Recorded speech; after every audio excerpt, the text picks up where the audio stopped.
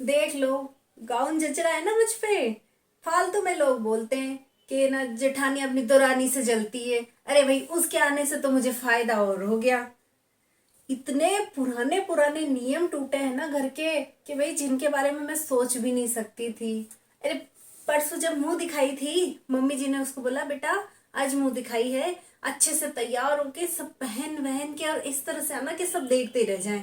और वो आई जीन्स और टॉप में, तो मम्मी जी उसको ऐसी बड़ी बड़ी आंख करके देख रही।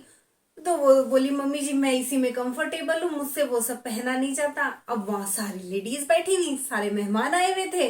अब क्या बोले मम्मी जी उनके सामने। भाई मम्मी जी को अच्छी सास भी तो बनना है।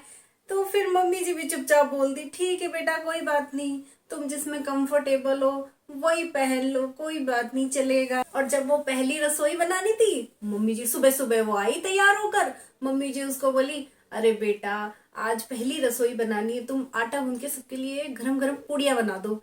फिर पता है वो क्या बोली, अरे मम्मी जी अभी शादी में मैंने ना नेल एक्सटेंशन करवाया है, कई हजार रुपए लगे हैं, अब अगर मैं आटा गूंदूंगी तो खराब हो जाएंगे। इतना सा मुंह करके रह गई मम्मी जी। और मैं तो चुपचाप चुपचाप खड़ी खड़ी बस बातें सुन रही थी। फिर मम्मी जी बोली, कोई बात नहीं बेटा, रहने दो, हम ऐसे ही मैनेज कर लेंगे। और परसों रात को, अरे जब मैं वो छोले भिगो रही थी परसों, मम्मी जी दूध गर्म कर रहे थे पीने के लिए। भाई आई वो, पानी की बोतल हाथ में और पहन रखा नीचे शॉर्ट्स। और मम्मी जी का तो भाई इतनी बड़ी आंखें, आंखों की पुतलियां फैल गई। और मेरा दिल तो ऐसे धक धक धक हो रहा। अरे मैंने कहा आज तो घर में रामायण महाभारत सब एक साथ हो जाएगी। चुपचाप मैं खड़ी खड़ी एक कोने में सारा तमाशा देखने लग गई। पर कुछ नहीं हुआ, एकदम शांति।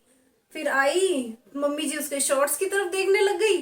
तो फिर वो बोली, मम्मी जी मैं ना रात में इसी में कंफर्टेबल रहती हूँ। फिर मेरी तरफ आई और बोली, दीदी ये क्या आप रात को साड़ी पहनते हो, गाउन पहना करो, नाइटी पहना करो। फिर मैंने मम्मी जी की तरफ देखा, तो मम्मी जी बिल्कुल चुपचाप। फिर धीरे से मुझे बुला के बोली, बेटा तू भी रात को नाइटी पहन लिया कर। बस मैंने 5 मिनट नहीं लगाए, बस रात मेरी बड़ी मुश्किल से निकली, सुबह होते ही मैं जाके नाइटी लेकर आई हूँ। देख लो, जम रही है ना मेरे ऊपर। ये होती है भाई, हमारे को इतना आराम हो गया है। काम तो वो नहीं करती है, आती है जैसे इंस्पेक्शन पे आती है ना किचन में, बस आती है सब कुछ देखती है और सट से निकल जाती है। लेकिन आराम ये हुआ है कि भाई उसके आने से मेड लग गई है, क्योंकि उसने साफ बोल दिया, मम्मी जी झाड़ू पोछा बर्तन ये सब हमारे घर में हमारे पापा ने हमसे कभी नहीं करवाया, और यहाँ भी करवाने की कोशिश मत करना।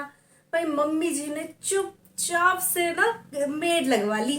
भाई इतना आराम हो गया ना जिंदगी में, इतना आराम, इतना सुख चैन के बारे में तो कभी सोचा ही नहीं था। लोग ना ऐसे ही कहते हैं जबरदस्ती में कि भी जेठानियां जलती हैं। भाई मैं तो बहुत खुश हूँ अपनी दौरानी के आने से, घर के बड़े बड़े नियम टूट गए, शांति मुझे भी मिल गई। मेरी हक की लड़ाई लड़ने के लिए मुझे एक पर्सनल लॉयर मिल गई जो 24 आवर हमारे घर में रहेगी।